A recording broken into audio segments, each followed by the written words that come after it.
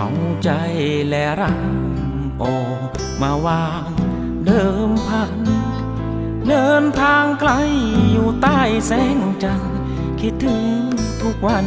คิดถึงทุกคืนคิดถึงคนรักชุ่ม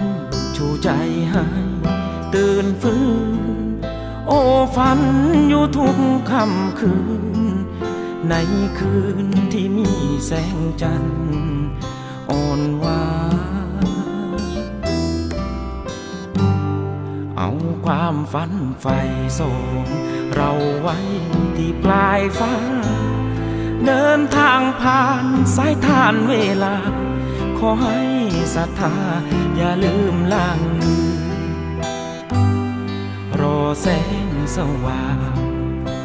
อรุณรุ่งรางมาเยือนฝากใจไว้กับแสงดาวเดือนขอให้มายืนอยู่ในนิด